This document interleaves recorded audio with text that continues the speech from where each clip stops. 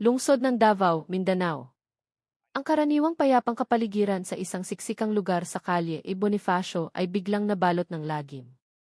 Ang mga residente ay ginulantang ng isang nakakakilabot na pagtuklas sa isang paboritong karinderya ng Almundigas. Nagsimula ang lahat ng isang mekaniko sa katabing talyer ang naghinala sa matapang at hindi pangkaraniwang amoy na nagmumula sa direksyon ng kusina. Ang amoy ay hindi katulad ng karaniwang nabubulok na basura, mayroon itong tamis na nakakasulasok, isang amoy bakal na kumakapit sa hangin, na para bang may kung anong malagim na itinatago sa likod ng mga pader ng kainan. Dali-dali niyang ipinagbigay alam ito sa kapitan ng barangay, na mabilis namang tumawag sa pinakamalapit na himpilan ng pulisya. Hindi nagtagal, dumating ang mga opisyal mula sa Davao City Police Office upang magsagawa ng inspeksyon. Ang kanilang natuklasan ay isang bagay na hindi kailanman nila inasahan. Sa loob ng makinang panggiling ng karne, nakakita sila ng mga piraso ng laman na may maputlang kulay at kakaibang tekstura, malayong-malayo sa hitsura ng karne ng baka. Ang natuklasang ito ay agad na nagdulot ng gulat at takot. Mabilis na isinara ng mga pulis ang lugar at naglagay ng police line. Samantala, ang may-ari ng karinderya, na naroon din sa mga oras na iyon, ay agad na dinala sa presinto para sa paunang investigasyon. Ayon sa unang pahayag mula sa hepe ng Police Station 4, nakakuha ang mga petugas ng humigit kumulang 2 kilo ng karne na pinaghihinalaang hindi nagmula sa karaniwang hayop na kinakatay para sa pagkain. Tinawag ang Scene of the Crime Operatives, SOCO, upang magsagawa ng laboratory test sa mga sample ng karne. Samantala, ang karinderya ay tuluyan ng isinara para sa mas malalim na pagsisiyasat. Ang balita tungkol sa pagtuklas ay mabilis na kumalat sa social media. Sa loob lamang ng ilang oras, naging viral ang mga litrato ng police line sa harap ng karinderya at iba't ibang espekulasyon ang nagsulputan sa comment section. Ilan sa mga residente ang nagsabing hindi sila makapaniwala dahil kilala nila ang may-ari ng karinderya bilang isang taong mabait at mahigit 10 taon nang nagtitinda sa lugar na iyon. Ngunit ang iba ay nagsimula ng mataranta. Mayroon pa ngang nagtapo ng almundigas na kabibili lang nila dahil sa takot at pandidiri. Ang Department of Health ng lungsod ng Davao ay nakialam na rin upang subaybayan ang kaso. Binigyang diin nila na ang kaligtasan ng pagkain ay pangunahing prioridad at magsasagawa sila ng masusing inspeksyon sa lahat ng mga kainan sa paligid. Hanggang sa mga sandaling ito, ang resulta ng laboratory test mula sa SOCO ay hinihintay pa rin at pinalawak na ng pulisya ang kanilang investigasyon upang alamin kung saan nagmula ang kahinahinalang karne. Ngunit isang bagay ang tiyak, ang pangyayaring ito ay nag-iwan ng tensyon at pangamba sa buong komunidad. Ang mga sirena ng pulis, ang dilaw na linyang nakaharang sa karinderya, at ang mga nagtatakang tingin ng mga residente ay naging saksi kung paano ang isang simpleng kainan ay naging sentro ng isang pambihirang kaso na ngayon ay pinag-uusapan sa buong Davao. Matapos ang paunang pagtuklas, lalong uminit ang sitwasyon sa paligid ng lugar. Daan-daang residente ang nagtipon sa harap ng karinderya, na tinawag na Mang Hernan's Espesyal na Almundigas, na ngayon ay mahigpit ng binabantayan ng mga pulis. Ang amoy ng karneng hindi pa nalilinis ay lalong tumindi na nagdagdag sa bigat ng kapaligiran. Pinakiusapan ng mga pulis ang lahat na lumayo habang mabilis na kumikilos ang SOCO at ang Forensic Laboratory ng Police Regional Office 11 upang mangalap ng ebidensya. Ang may-ari ng karinderya, isang 42 taong gulang na lalaki na may inisyal na I, ay halatang kinakabahan habang isinasakay sa sasakyan ng pulis. Maputla ang kanyang mukha at ang kanyang mga mata ay tila walang buhay. Sa paunang tanong, maikli lamang ang kanyang sagot na wala siyang alam. Ngunit sa paghalughog sa kanyang inuupahang bahay, natagpuan ng mga pulis ang ilang plastic bag na naglalaman ng karne, maayos na nakabalot at nakatago sa isang maliit na freezer. Ang kabuang timbang nito ay umabot ng higit sa 8 kilo. Hindi pa doon natapos. Natagpuan din ng mga pulis ang isang damit na puno ng mansa ng dugo at isang malaking kutsilyo sa kusina na may mga bakas ng malagkit at kahina-hinalang likido. Lahat ng mga gamit na ito ay agad na kinuha para sa masusing pagsusuri. Lalong nataranta ang mga residente sa paligid. Marami sa kanila ang hindi makapaniwala na ang karinderyang dati nilang tambayan ay naging lokasyon na ngayon ng isang nakapangingilabot na investigasyon. Samantala, nagsimula ng magbigay ng nakakagulat na resulta ang pansamantalang laboratory test. Ayon sa paunang ulat na natanggap ng pulisya, ang istruktura ng hibla at hihi ng mga piraso ng karne ay hindi ganap na tumutugma sa baka o kambing. Sinabi ng SOCO team na kailangan pa nila ng 24 oras para makuha ang kumpletong resulta. Ngunit ang mga balitang kumalat sa social media ay nagsasabing mayroong pagkakatugma ang ED sa laman ng tao. Ang balitang ito ang sumabog sa mundo ng internet. Sa social media, biglang naging trending ang hashtag na Almondigas Davao. Maraming netizen ang nagpahayag ng kanilang takot, pagkasuklam at kuryosidad.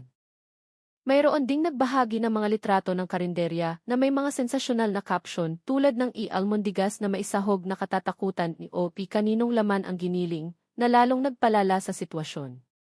Sinubukan ng pulisya na pakalmahin ang publiko. Sa isang press conference, iginiit ng hepe ng Davao City Police Office na patuloy pa rin ang investigasyon at hiniling sa publiko na huwag basta-basta maniwala sa mga maling impormasyon. Kami ay nagtatrabaho batay sa siyentipikong ebidensya, hindi sa mga haka-haka, sabi niya ng may diin. Ngunit sa likod ng opisyal na pahayag na iyon, patuloy na sinisiyasat ng investigation team ang posibilidad ng isang iligal na bentahan ng karne na kinasasangkutan ng higit sa isang tao. Sinimulan na ring tanungin ang ilang kapitbahay ni Gil. Isang saksi na nagngangalang Aling Susan, na 2 bahay lang ang layo mula sa karinderya, ang nagsabing madalas niyang marinig ang tunog ng makina ng panggiling na gumagana hanggang hating gabi, kahit nasarado na ang karinderya. Minsan, 2:00 ng madaling araw, naririnig ko pa rin na parang may nagpapaandar ng makina. Akala ko, masipag lang siyang maghanda para sa tinda niya. Hindi pala, sabi niya na nanginginig ang boses. Ngayon, ang buong Davao ay nababalot ng takot. Maraming karinderya ng Almondigas sa paligid ang nilalangaw. Ang ilan ay piniling magsara muna dahil sa takot na mapagbintangan. Sa kabilang banda, patuloy na naghihintay ang publiko sa opisyal na resulta ng forensic examination, na siyang magpapatunay kung ang mga piraso ng karne ay talagang mula sa tao o isang nakakatakot na pagkakamali lamang sa pagkakakilanlan. Ngunit isang bagay ang tiyak, hindi pa humuhupa ang tensyon sa lungsod. Sa gitna ng mga naglalakihang balita, umaasa ang lahat na malalantad na ang katotohanan. Dahil kung totoo, ang kasong ito ay maaaring maging isa sa pinakamalagim na trahedya sa industriya ng pagkain sa kasaysayan ng Mindanao. Kinabukasan, ang bakuran ng Davao City Police Office ay dinumog ng mga mamamahayag mula sa iba't ibang lokal at pambansang media. Lahat sila ay naghihintay sa iisang bagay, ang resulta ng laboratory test mula sa mga piraso ng karne na natagpuan sa makinang panggiling sa karinderya ni A. Ang lalaking ngayon ay itinuturing na pangunahing suspect. Bandang 10:15 ng umaga, dumating ang hepe ng forensic laboratory ng EC negatibo 11, dala ang isang makapal na folder na naglalaman ng ulat ng test. Sa isang press conference na agad na naging tensyonado, binasa ng hepe ng pulisya ang opisyal na resulta.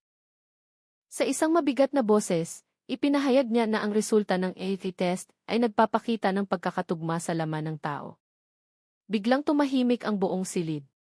Tanging ang tunog ng mga kamera ng mamamahayag ang bumasag sa katahimikan. Ilang mga taong naroroon ay napahinto sa paghinga, na tila hindi makapaniwala sa kanilang narinig. Agad na kumalat ang balita. Nagsimulang maglabas ng malalaking headline ang pambansang media, Davao ginimbal, laman ng tao, natagpuan sa gilingan ng Almondigas. Samantala, sa lapangan, pinalawak ng pulisya ang kanilang investigasyon. Hinalughog nila ang inuupahang bahay ni A, ang bodega ng mga sangkap, hanggang sa katayan kung saan karaniwang bumibili si E ng kanyang mga paninda. Sa kanilang paghahanap, natuklasan nila ang isang maliit na silid na mahigpit na nakasara sa likod ng kanyang bahay, na bihirang buksan. Nang sa pilitang buksan ang pinto, isang nakapangingilabot na tanawin ang bumungad sa kanila. May mga bakas ng dugo sa sahig, isang malaking kutsilyo, at isang itim na timba na mailamang malapot na likido. Sa isang sulok, may mga piraso ng damit na sira-sira na at maliliit na buto na hindi pa nalilinis. Agad na kinuha ng SOCO team ang lahat ng ebidensya para sa karagdagang pagsusuri. Sa patuloy na investigasyon, nagsimulang magbago ang kilos ng suspect na si E matapos ang 12 oras ng interogasyon. Sa wakas ay inamin niyang hindi nga karne ng baka ang mga iyon. Ngunit, malabo pa rin ang kanyang pag-amin. Sinabi lamang niya na nakuha niya ang karne mula sa isang tao sa labas ng lungsod nang hindi nagbibigay ng karagdagang detalye. Ngayon ay tinutugis na ng pulisya ang misteryosong tao na tinukoy ni A na hinihinalang siyang supplier ng iligal na karne. Mula sa paunang investigasyon, nalaman na si A ay nagpapatakbo ng kanyang negosyong almundigas sa loob ng 11 taon at kilala ng maraming customer bilang isang taong mapagbigay. Ngunit sa nakalipas na 2 buwan, napansin siyang malungkot at madalas magsara ng maaga.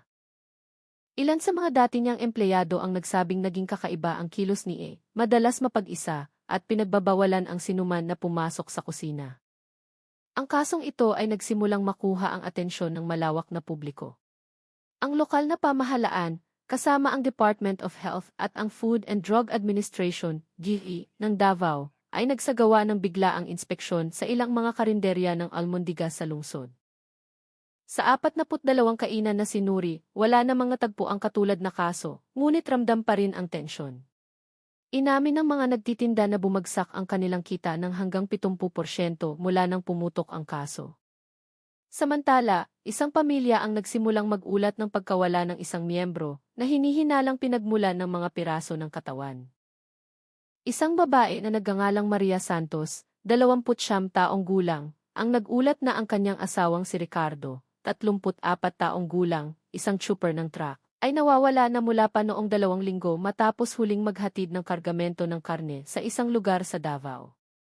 Sinusuri na ngayon ng pulisya kung may kaugnayan ang pagkawala ni Ricardo sa kasong kinakaharap ni E kinaumagahan, tahimik na ang harap ng karinderya ni A, tanging ang police line na lamang ang nakaharang sa pinto. Mayroon pa ring bahagyang amoy ng lansa na humahalo sa takot ng mga residente na ngayon ay bihirang lumabas ng bahay pagsapit ng gabi. Ang ilan ay nagpakabit pa ng karagdagang kihi, sa takot na hindi ito isang nag-iisang insidente. Sa katahimikan ng gabing iyon, ang Davao ay tila isang lungsod na huminto sa paghinga. Walang tawanan sa mga kapihan, walang masayang kwentuhan sa tabi ng daan. Lahat ng mata ay nakatuon sa isang malaking tanong na hindi pa nasasagot. Sino talaga ang supplier ng laman ng tao, at gaano kalalim na ang operasyon ng nakapangingilabot na network na ito nang hindi nalalaman ng sinuman? Isang hapon, matapos i-anunsyo ang resulta ng forensic test, lumawak ang investigasyon. Ang mga pulis mula sa Criminal Investigation and Detection Group, CID, ng EC-11 ay nagsimulang imapa ang supply chain ng mga sangkap na ginamit ni E sa kanyang pagtitinda. Mula sa mga resibo ng pagbili at listahan ng mga supplier, isang pangalan ang paulit-ulit na lumitaw sa mga huling transaksyon, ang T.V. Mandiri Sejatera. Isang maliit na negosyo na nagbebenta umano ng frozen na karne ng baka mula sa ibang rehiyon. Ngunit nang subukang puntahan ng mga otoridad ang address ng negosyo sa isang liblib na lugar sa Davao, wala silang nakitang palatandaan ng isang bodega ng karne. Ang naroon lamang ay isang abandonadong gusali na puno ng alikabok na may luma at kupas na pangalan. Maging ang mga residente sa paligid ay nagsabing matagal na silang walang nakikitang aktibidad sa lugar na iyon. Lalong naghinala ang mga pulis na ang AC Mandiri Sejatera ay isang front lamang para sa isang lihim na network na nagsusupply ng misteryosong karne. Lalong naging interesante ang investigasyon ng matuklasan ng mga pulis ang mga transaksyon sa bangko ni A na nagpapakita ng regular na pagpapadala ng pera linggo-linggo sa account ng isang taong may inisyal na C, isang residente ng kalapit na probinsya. Matapos ang pagsubaybay, natuklasan na si E ay isang dating manggagawa sa Katayan na tinanggal 3 taon na ang nakalipas dahil sa isang kaso ng paglabag sa etika. Mula noon, nabalitaan siyang nagbukas ng sariling negosyo ng pagbebenta ng murang karne online nang walang opisyal na permiso. Agad na kumilos ang isang joint team. Isinagawa ang raid sa bahay ni E bandang 11:30 ng gabi. Sa isang tahimik na operasyon, natuklasan ng mga otoridad ang isang nakapangingilabot na tanawin. Isang malaking freezer ang naglalaman ng mga piraso ng karne na walang label, ilang itim na plastic bag, isang digital na timbangan at mga gamit sa paghiwa. Mula sa paunang pagsusuri, ilan sa mga karne ay may istruktura at kulay na hindi karaniwan para sa baka. Hindi lang iyon, natagpuan din ang isang talaan ng mga order mula sa ilang nagtitinda ng almundigas sa Davao at iba pang kalapit na lungsod. Lahat ay ginawa sa pamamagitan ng cash at walang opisyal na resibo. Hinala ng pulisya, ang network na ito ay nag-ooperate na sa loob ng ilang buwan na sinasamantala ang pangangailangan ng murang karne sa mga maliliit na negosyante.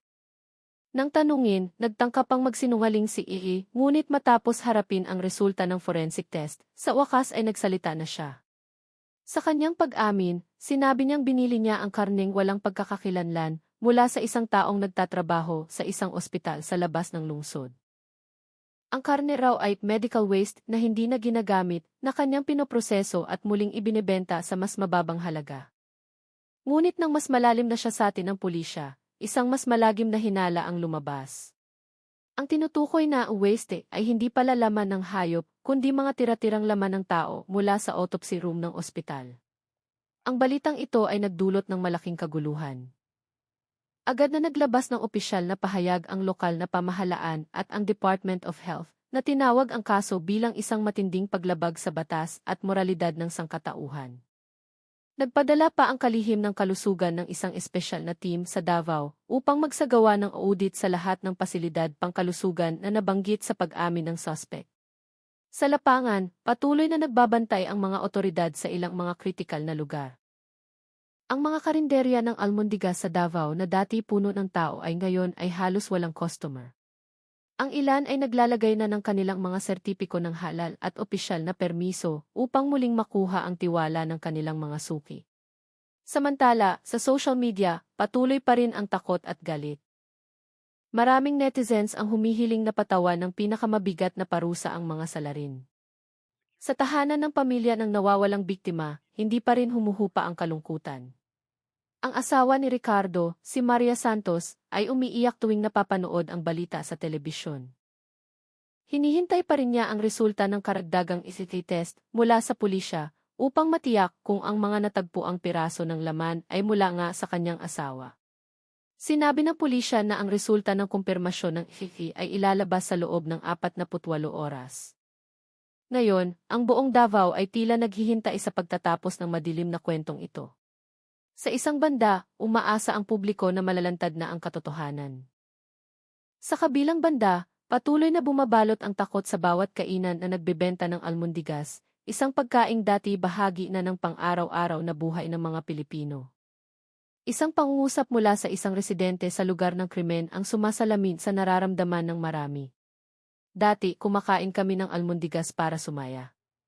Ngayon, tuwing nakakakita ako ng mangkok ng almondigas, natatakot na ako. Hindi pa kailanman naging ganito katensyonado ang Davao. At sa gitna ng patuloy na investigasyon, isang bagay ang nagsisimulang luminaw.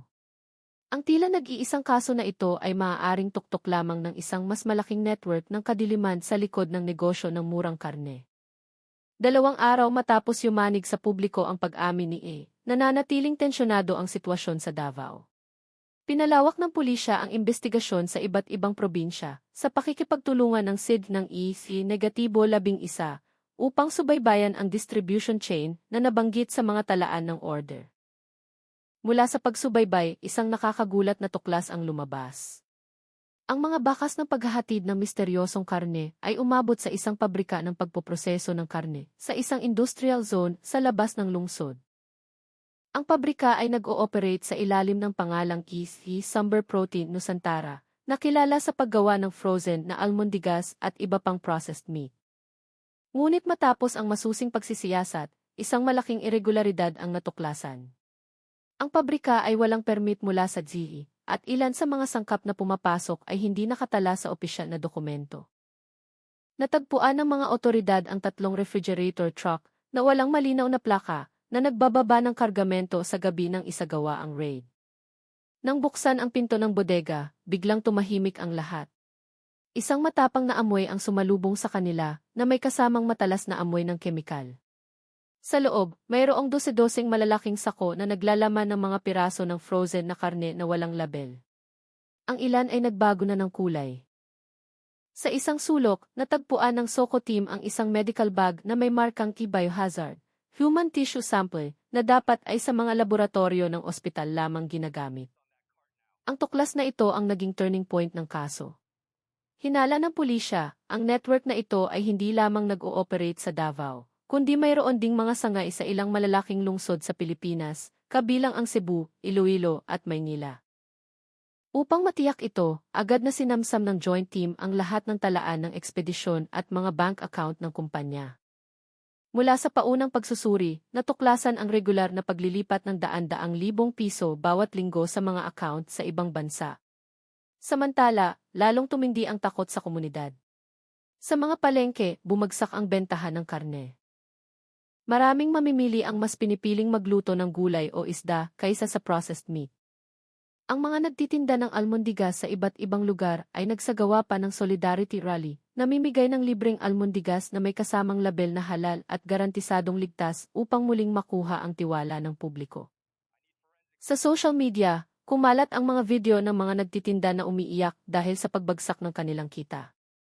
Hindi kami ang salarin, pero kami ang naapektuhan, sabi ng isang matandang nagtitinda sa Bangkerohan Market habang naluluhang isinasara ang kanyang pwesto. Sa kabilang banda, bumuo na ang pambansang pamahalaan ng National Food Safety Task Force na pinamumunuan mismo ng hepe ng GIHI. Nangako silang tutugisin ang lahat ng sangkot, kabilang na ang posibleng mga opisyal ng ospital at lokal na pamahalaan na nagbulag-bulagan. Sa isang press conference, tinawag ng tagapagsalita ng Philippine National Police, ZE, ang kaso bilang isang kikrimen laban sa sangkatauhan na pinakanakakadiri sa kasaysayan ng industriya ng pagkain sa Pilipinas. Ngunit, sa likod ng lahat ng kaguluhan, isang bagong detalye ang lumabas mula sa digital forensics. Mula sa cellphone ni Athy na nasamsam, natuklasan ang isang naka-encrypt na text message na naglalaman ng mga coordinate ng lokasyon ng kanilang pangunahing imbakan. Ang lokasyon ay nasa gilid ng isang maliit na gubat sa labas ng lungsod, mga 20 kilometro mula sa sentro. Gabi ring iyon, tahimik na kumilos ang isang joint team ng IHI at VIC patungo sa lokasyon. Hindi nila inasahan na ang matatagpuan nila roon ay magdadala sa kaso sa isang mas madilim na antas. Hindi lamang ito isang network ng iligal na karne, kundi posibleng isang organisadong krimen na kinasasangkutan ng mga opisyal sa iba't ibang sektor. Sa ilalim ng madilim na ilaw ng mga tactical vehicle, isa-isang sinuyod ng mga operatiba ang lugar. Sa mahalumigmig na hangin, tanging ang tunog ng mga kuliglig at ang yabag ng kanilang mga bota ang maririnig. Hanggang sa isa sa mga operatiba ang mahinang sumigaw, "Sir, kailangan ninyong makita ito."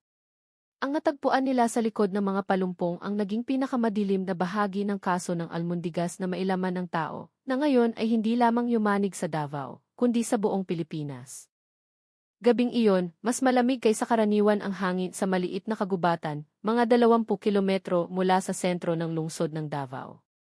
Dumating ang joint team mula sa SFI at VIC na may kaunting ilaw lamang, umaasa sa mga flashlight at sa sinag mula sa kanilang mga sasakyan.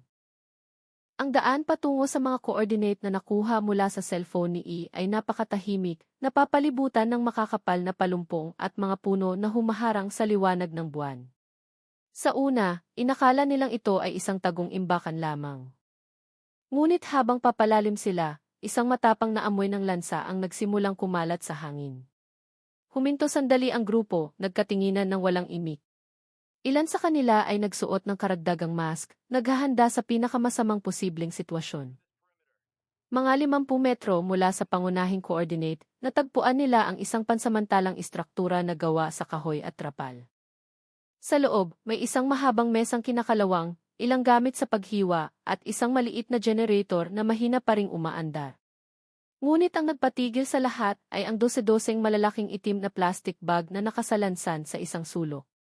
Ang ilan ay tumutulo ng mapulang likido.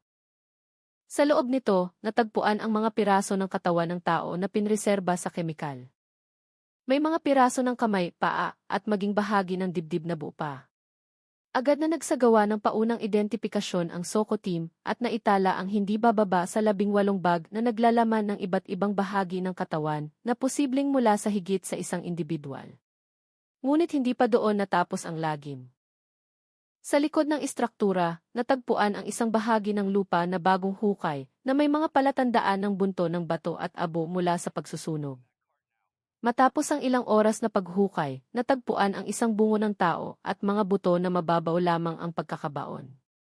Base sa kondisyon ng mga buto, tinatayang ang biktima ay inilibing na 3 hanggang 6 na linggo na ang nakalipas. Bukod dito, sa isa sa mga dingding ng istruktura, may mga kakaibang sulat na binubuo ng mga simbolo at misteryosong numero na isinulat gamit ang pulang pintura. Hinala ng pulisya, ang lugar ay hindi lamang ginamit bilang tapunan, kundi bilang lokasyon din ng isang uri ng ritual ng mga salarin bago ibenta ang mga organo ng kanilang mga biktima sa black market. Ang regional director ng EC Negatibo 11 na personal na nag-supervise sa operasyon, ay tinawag ang pagtuklas na ito bilang pinakamalaking pagbabago sa kaso. Iginiit niya na ito ay hindi lamang isang simpleng krimen sa kalakalan ng pagkain, kundi isang serye ng magkakaugnay na krimen, planadong pagpatay, iligal na pagbebenta ng organo, at manipulasyon ng industriya ng pagkain. Ilang oras matapos ang pagtuklas, bumalik ang team sa himpilan, dala ang lahat ng plastic bag at ebidensya. Kabilang sa mga nasamsam ay isang maliit na kwaderno na naglalaman ng listahan ng mga pangalan na may mga code ng numero sa tabi nito. Isa sa mga pangalang nakasulat sa unang pahina ay Ricardo, 17. Hinala ng pulisya, ang numero ay nagpapahiwatig ng pagkakasunod-sunod ng mga biktima, at si Ricardo, ang asawa ni Maria Santos na nawawala, ay malamang na isa sa kanila. Ang balita tungkol sa pagtuklas sa gubat ay mabilis na kumalat sa publiko. Mula pa madaling araw, dumagsa ang mga tao sa paligid ng lokasyon, kahit na mahigpit itong binabantayan. Mga iyak, sigaw, at dasal ang maririnig mula sa mga pamilyang nawala ng miyembro sa mga nakalipas na buwan. Isang matandang babae ang hinimatay nang makita ang ambulansyang dumadaan na may dalang body bag samantala, sa pambansang media, ang balita tungkol sa kaso ay naging pangunahing headline. Ilang legal expert ang nagsabing ito ang pinakakomplikadong cross-sectoral na krimen sa modernong kasaysayan ng Pilipinas dahil sa pagkakasangkot ng mga ospital, industriya ng pagkain, at hinalang isang madilim na ritualistang network. Sa kabilang banda, pinag-aaralan na ng mga police psychologist ang profile ng mga pangunahing suspect na sina G at E upang malaman kung sila ay bahagi ng isang kulto o mga tauhan lamang ng isang mas malaking sindikato. Sa karagdagang interogasyon, sinabi ni E ang isang kakaibang pangungusap, sumusunod lang kami sa utos para hindi masayang ang laman. Ang pahayag na ito ay nagdulot ng mga ligaw na espekulasyon. May ideolohikal na motibo ba ang network na ito o purong kasakiman lamang? Pagsapit ng umaga, habang sumisikat ang araw sa likod ng hamog, nananatiling nakapalibot ang police line sa lugar. Ang masangsang na amoy ay nananatili pa rin, kasama ng amoy ng basang lupa. Sa di kalayuan, maririnig ang mahinang tawag para sa panalangin ng subo, na tila isang tahimik na saksi sa krimen na dumungis sa sangkatauhan. Ang Davao ay tuluyan ng nagising. Ang lungsod na dati kilala sa masasarap na pagkain ay naging simbolo ng pambansang katatakutan. At sa gitna ng takot na bumabalot, alam ng pulisya na ang natuklasan nila noong gabing iyon ay ibabaw lamang ng isang bagay na mas madilim, mas malaki at mas planado. Kinaumagahan, hindi pa rin tuluyang nakakabawi ang lungsod ng Davao mula sa pagkagulat. Sa bawat kapihan, sa bawat usapan ng mga residente, iisa lamang ang paksa, ang kaso ng laman ng tao. Maluwag ang mga kalsada, bukas pa rin ang mga paaralan, ngunit balisa ang mga mag-aaral, at nagbabantay ang mga otoridad sa iba't ibang strategic points. Mula radyo hanggang telebisyon, lahat ay nagbabalita ng pinakabagong development sa investigasyon na ngayon ay nasa bagong yugto na, ang pagtugis sa utak ng madilim na network na ito. Pinagtibay ng karagdagang resulta ng forensic test mula sa mga natagpuan sa gubat ang hinala ng mga tao nga ang biktima. Mula sa 18 plastic bag na nakuha, 12 dito ay naglalaman ng EFE na tumugma sa datos ng mga nawawalang tao na iniulat sa pulisya sa loob ng nakalipas na 6 na buwan. Kabilang sa mga biktima ay 2 trooper ng truck, isang estudyante, at isang manggagawa sa ospital. Pinatunayan nito na ang network ay mayroong random ngunit sistematikong target. Sa pagsisiyasat sa mga cellphone ni Naki at A, natuklasan ng mga investigador ang isang pangalan na paulit-ulit na nabanggit sa mga transaksyon at naka-encrypt na komunikasyon. Si ECE ang taong ito ay tinukoy bilang supplier ng pangunahing sangkapi at tagapamahala ng medical distribution. Agad na tinukoy ng pulisya ang kanyang pagkakakilanlan at nakakagulat ang resulta. Si ECD ay si E. Nestor Villanueva, isang senior forensic pathologist sa isang malaking pribadong ospital sa Cebu. Ang 48 taong gulang na doktor ay kilala bilang isang matalinong akademiko at madalas na iniimbitahan bilang tagapagsalita sa mga pambansang seminar tungkol sa human anatomy. Ngunit sa likod ng kanyang reputasyon, mayroon pala siyang madilim na sikreto. Sa mga talaan ng transaksyon na natagpuan, si ECE ay tumatanggap ng regular na transfer na nagkakahalaga ng $150,000 bawat buwan mula sa isang account na konektado kina E at sa Sumber Protein Nusantara. Isang joint team mula sa Camp Crame ang agad na lumipad patungong Cebu. Isinagawa ang isang tahimik na raid sa marangyang bahay ng doktor sa isang elite subdivision. Sa basement ng bahay, natuklasan ng mga pulis ang isang malaking freezer, kompletong kagamitang medikal, at 12 garapon na naglalaman ng mga organo ng tao na pinreserba sa formalin. Ilan sa mga organo ay mayroon pang mga label na may pangalan ng pasyente at petsa ng operasyon. Ngunit ang pinakanakakagulat ay isang laptop at personal na cellphone na naglalaman ng mga naka-encrypt na pag-uusap sa pagitan ni ECE at ng isang taong nakasave sa pangalang T. Ang huling mensahe, na may petsang 2 araw bago mahuli si E sa Davao, ay nagsasabing, ipadala ang huling batch ngayong linggo. Gamitin ang sea route, huwag sa land. Handa na ang mga item mula sa patolohiya. Pareho pa rin ang bayad. Ngayon ay sigurado na ang pulisya na ang network na ito ay hindi isang lokal na krimen lamang, kundi bahagi ng isang internasyonal na human trafficking ring na nagpapanggap bilang isang negosyo ng murang karne. Sa paunang opisyal na ulat, sinabi na ang karne mula sa network na ito ay posibleng kumalat na sa ilang probinsya sa Visayas at Mindanao. Samantala, nagdagdag ng bagong kadiliman ang pag-amin ni ECE sa isang masinsinang interogasyon, inamin niyang sa simula ay nagbebenta lamang siya ng medical waste mula sa mga operasyon ng amputation para sa pananaliksik. Ngunit matapos makilala sina E at A, natukso siya sa malaking kita na inaalo. Inamin din niyang nagbenta na siya ng ilang organo sa mga buyer mula sa ibang bansa sa napakataas na halaga. Hindi ko akalain na aabot sa ganito, sabi niya na walang emosyon sa mukha. Ang pahayag na ito ay nagbukas ng bagong direksyon sa investigasyon.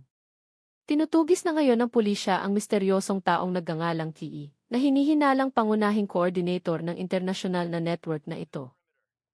Ang mga digital na bakas ay nagpapakita na huling na-detect si Guy sa katubigan ng Batangas, gamit ang isang cargo ship na may rutang patungong Singapore.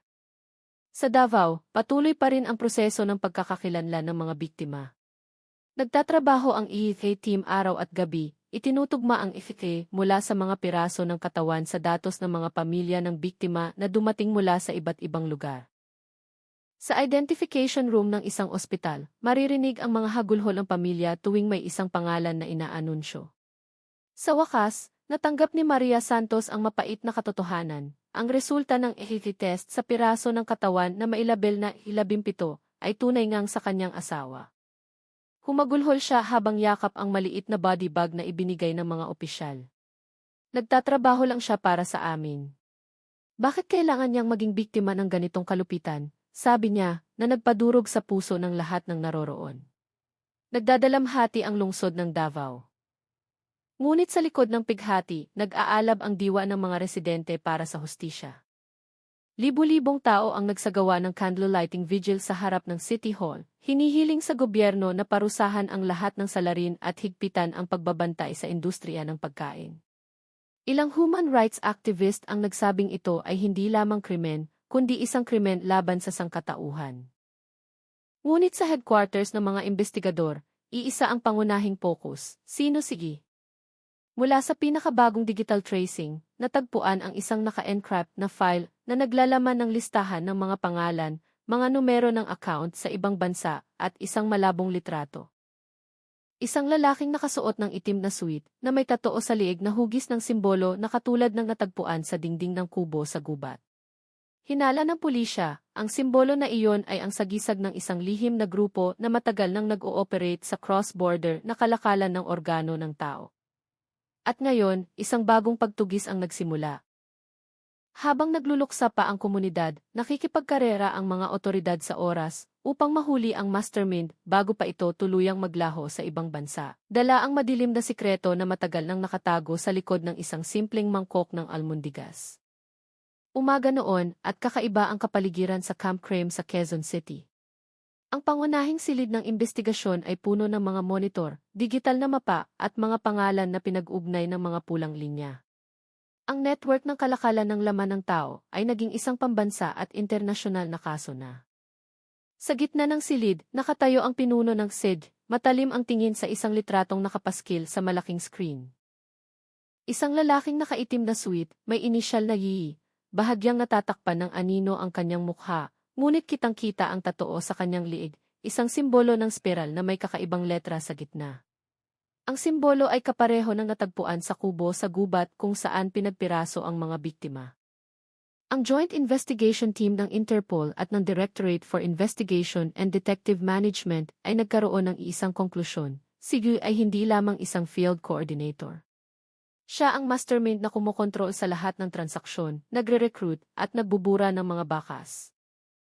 Ang mga digital na bakas na nakuha mula sa laptop ni ECE ay nagpapakita na si Yi ay gumagamit ng military-grade encrypted communication network na may server na lumilipat-lipat bawat 48 oras, karamihan ay nasa labas ng bansa, Hong Kong, Bangkok at Singapore. Sa isang audio file na natagpuan, maririnig ang isang mabigat na boses na may halong banyagang punto, ang tao ay laman lamang. Ang halaga nito ay nakasalalay sa kung sino ang kumakain at kung sino ang nagbebenta. Ang mga salitang iyon ay yumanig sa buong silid ng una itong iparinig. Samantala, mas nakakagulat ang natuklasan sa investigasyon sa loob ng bansa. Mula sa internal audit sa GA at Lee, natuklasan ang pagkakasangkot ng ilang opisyal na nagbulag-bulagan sa pagkalat ng karneng walang permiso. Sa isang closed-door meeting sa Malacanang, mariing iniutos ng Pangulo ang pagbuo ng isang National Joint Task Force Against Organ Trafficking na kinabibilangan ng NICA, D, at N. Isang mahalagang ebidensya ang lumabas mula sa key footage sa isang maliit na daungan sa Batangas. 2 container na may logo ng Key Sumber Protein Nusantara ang ipinadala gamit ang cargo ship na Z Polaris patungong Singapore. Sa manifest, ang kargamento ay nakatala bilang key frozen food export. Ngunit nang harangin ang barko sa international waters ng mga otoridad ng Singapore, ang laman ng mga container ay nagpatigil sa lahat. Isang halo ng giniling na laman ng tao at baka, handa ng ipamahagi. Ang mga dokumento ng pagpapadala ay nagpapakita ng pirma ng isang opisyal ng imigrasyon at isang quarantine officer. Isa sa kanila ay isang mataas na opisyal na may inisyal na SA na natuklasang tumakas isang araw bago ang operasyon. Hinala ng mga investigador, si A ang e-insider na nagpoprotekta sa network ni A mula sa loob ng sistema. Ayon sa impormasyon mula sa Interpol, si Yui ay mayroong 2 pagkakakilanlan at ilang beses nang nagpalit-palit ng bansa gamit ang mga peking diplomatic passport. Sa Bangkok, kilala siya bilang isang may-ari ng eksklusibong restaurant. Sa Singapore, lumitaw siya bilang isang investor sa isang biotech company. At sa Pilipinas, nag-ooperate siya sa anino bilang utak ng iligal na kalakalan ng laman ng tao. Malakas ang hinala na si Yi ay isang dating military surgeon na tinanggal sa serbisyo maraming taon na ang nakalipas dahil sa matinding paglabag sa etika, paggamit ng mga katawan ng tao para sa personal na eksperimento. Matapos matanggal, binuo niya ang kanyang madilim na network, gamit ang kanyang mga dating kontak sa mundo ng medisina at internasyonal na logistika. Isa sa pinakamatibay na ebidensya ay isang foreign bank account sa ilalim ng peking kumpanya na Human Plus DT na ginamit upang tumanggap ng bayad sa pagbebenta ng mga organo at laman ng tao. Ang halaga ng mga transaksyon sa loob ng 2 taon ay umabot sa higit 150 milyon. Nakuha ng kasong ito ang atensyon ng buong mundo. Naglabas ng opisyal na pahayag ang mga internasyonal na organisasyon tulad ng BI at Interpol na kinondena ang tinawag nilang the most disturbing human trafficking scheme in Southeast Asia. Sinimulan na ring imbestigahan ng mga kalapit na bansa kung may katulad na network na nag-ooperate sa kanilang teritoryo. Sa loob ng bansa, nananatiling balot ng takot ang Davao. Kinansela ng ilang paaralan ang mga feeding program at nag-aalangan ang mga tao na bumili ng processed meat. Ang lokal na industriya ng pagkain ay halos paralisado. Ang almondigas, isang ikonikong pagkain, ay tila huminto sa pag-ikot. Sa social media, nag-trending ang mga hashtag na stop eating meat, justice for the victims, at arrest Libu-libong video ang kumalat na nagpapakita ng mga nagtitinda ng almundigas na sinisira ang kanilang mga gilingan bilang simbolo ng paglilinis. Sa gitna ng pambansang gulat, naghanda ang mga otoridad para sa isang malakihang operasyon. Sa tulong ng international intelligence, natunto ng isang special team ang huling komunikasyon ni Gigi. Nag-order siya ng huling batch mula Cebu papuntang Batangas gamit ang sea route. Ginamit ng pulisya ang pagkakataong ito upang mag-set up ng isang bitag. Isang peking cargo ship ang inihanda, kumpleto sa mga peking dokumento at mga undercover na tauhan. Sadyang nagpadala ang barko ng mga peking signal sa radio frequency na karaniwang ginagamit ni Iggy. Ilang araw pagkatapos, nagkaroon ng resulta. Isang maliit na barko na walang watawat ang tahimik na dumaong sa parehong lokasyon sa gitna ng gabi. Isang lalaking nakaitim na jacket ang nakatayo sa unahan. Nakuha ng military surveillance camera ang kanyang mukha sa unang pagkakataon. Siya si Yuli. Ngunit bago pa makakilos ang mga operatiba, biglang sumabog ng malakas ang barko. Nagliyab ito sa gitna ng karagatan. Walang nakakaalam kung ito ay sabotahe o isang paraan ni I upang burahin ang kanyang mga bakas. Sa lugar, natagpuan ang mga piraso ng itim na suit at isang kwintas na may simbolo ng spiral. Hindi pa opisyal na idineklara ng pulisya ang pagkamatay ng mastermind. Sinabi lamang nilang patuloy pa ang investigasyon. At kahit na namatay ang apoy sa gitna ng karagatan, ang anino ng kadiliman ng network na ito ay maaaring hindi patuluyang nawala. Nagsimulang bumangon ang Davao, ngunit ang trauma ay hindi madaling mawawala.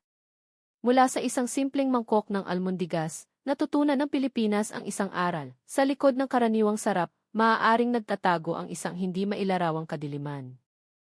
At hanggang ngayon, isang tanong ang bumabagabag sa mga investigador, kung talagang namatay si I sa dagat, sino ang nagpadala ng huling mensahe mula sa kanyang naka-encrypt na account isang oras matapos ang pagsabog na nagsasabing, "Operation successful. Next batch awaits." Umaga pagkatapos ng pagsabog sa dagat, tila huminto ang pag-inog ng mundo. Ipinakita ng internasyonal na media ang larawan ng nagliliyab na apoy sa karagatan ng Batangas na may malaking headline, "Wakas ng terorismo ng laman ng tao." Ngunit para sa mga investigador sa Pilipinas, lalo na sa joint team na humahawak sa kaso, ang lahat ay nagsisimula pa lamang. Ang pagsabog ay hindi lamang sumira sa barko, kundi nagbura rin sa nag-iisang direktang ebidensya ng pag-ira ni I. Sa lugar ng insidente, natagpuan ng mga diver ng Philippine Navy ang mga piraso ng nasunog na itim na suit, mga pira-pirasong metal at ang labi ng kwintas na may simbolo ng spiral. Ngunit walang bangkay.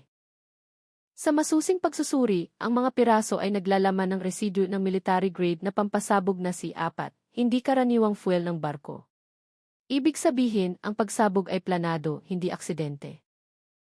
Ang regional director na namumuno sa investigasyon ay malamig na nagkomento, ang mga taong tulad ni Guy ay hindi basta-basta namamatay.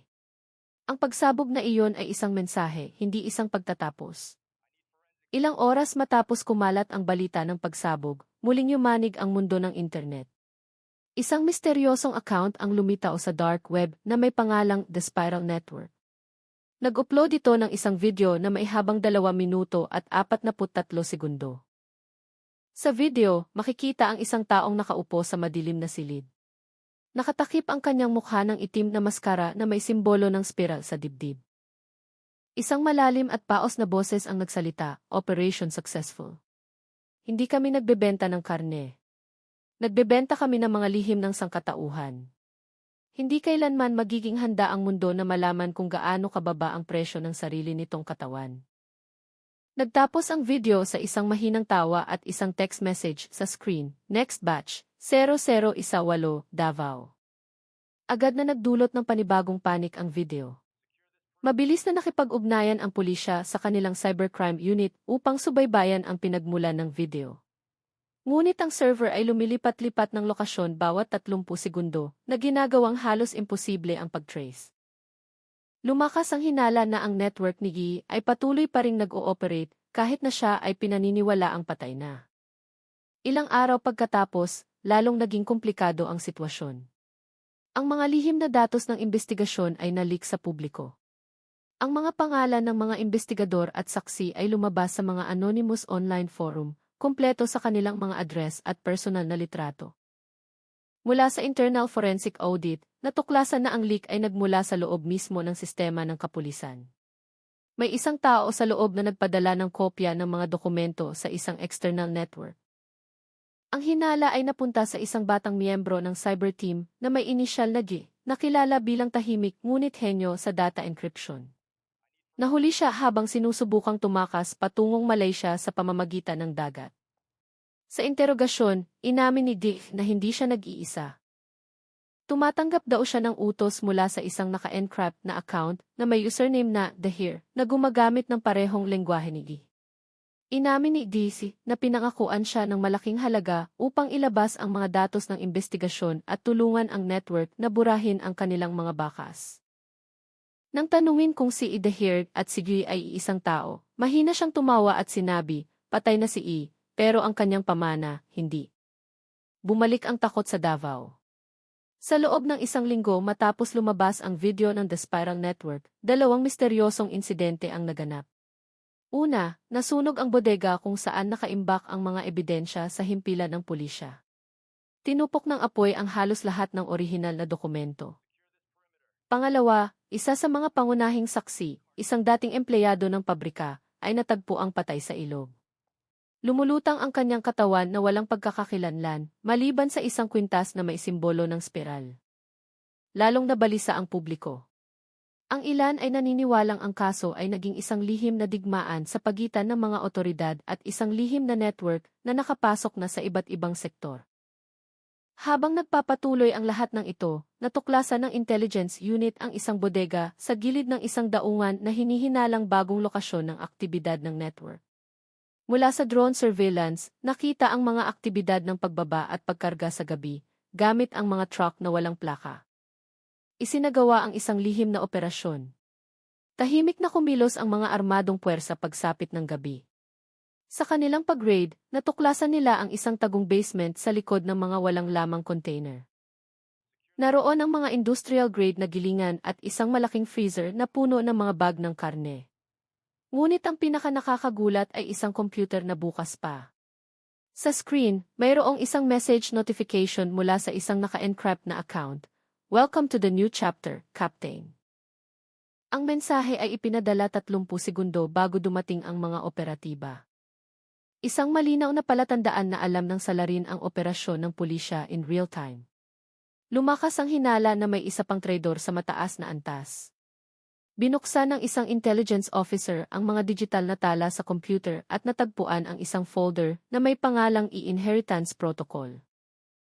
Ang laman nito ay isang bagong listahan ng 26 na pangalan, karamihan ay mga doktor, negosyante ng karne, at 2 opisyal ng LI. Sa ilalim, may isang maikling pangusap, sila ang pangalawang henerasyon. Ang Pilipinas ay simula pa lamang. Mula noong gabing iyon, naintindihan ng lahat na hindi pa patay ang network.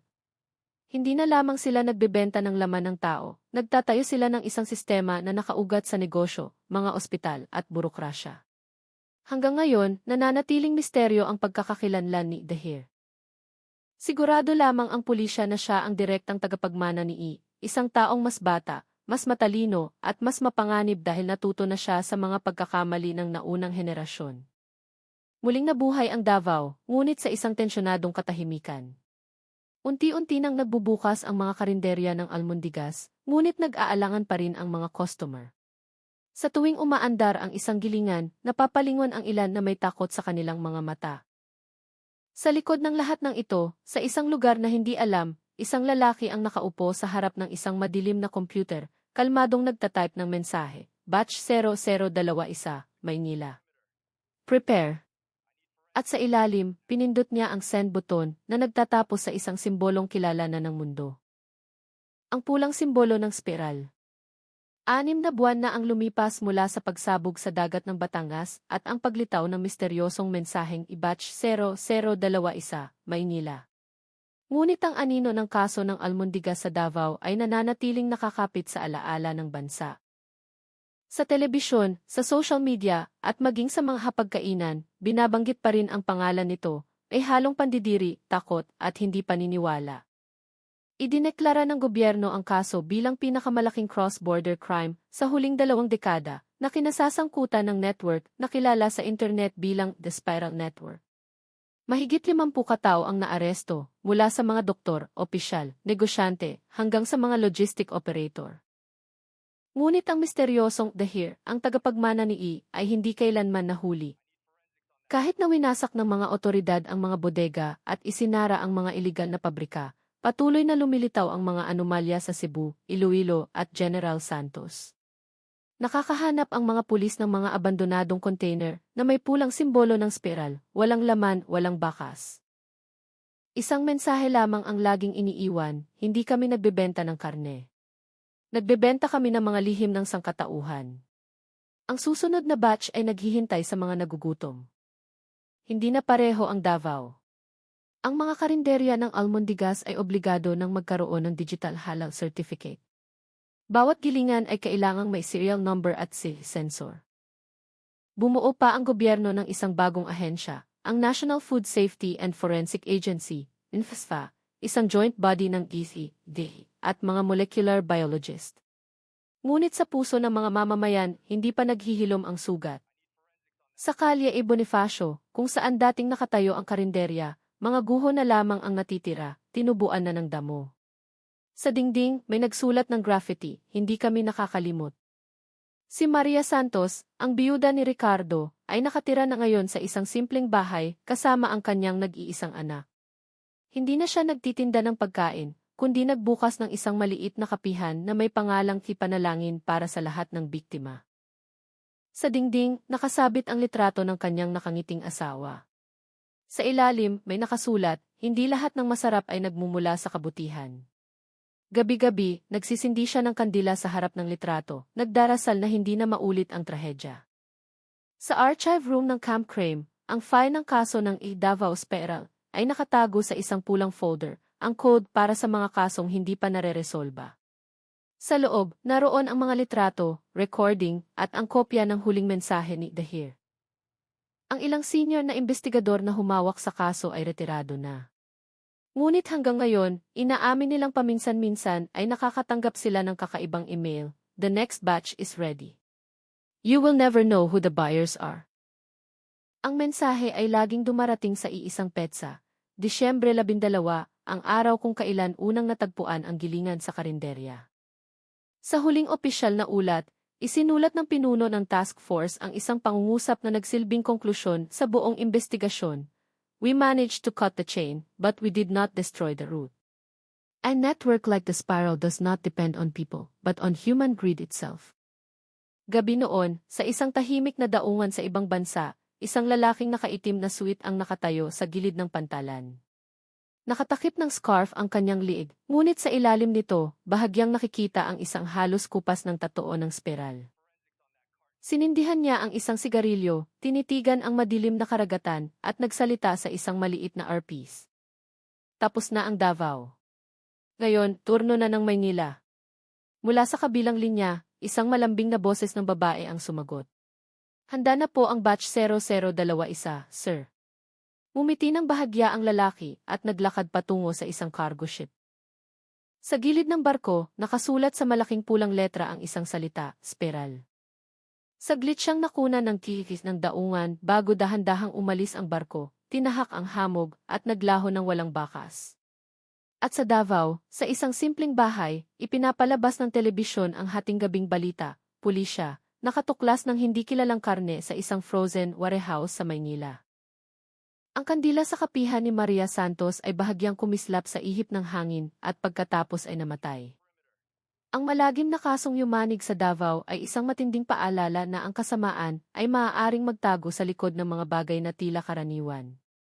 Bagamat nahuli na ang ilan sa mga salarin, ang mga bakas ng Spiral Network ay nag-iiwan ng malaking katanungan kung gaano kalalim ang ugat ng krimen na ito. Manatiling mapagmatsyag dahil ang katotohanan ay hindi pa ganap na nabubunyag.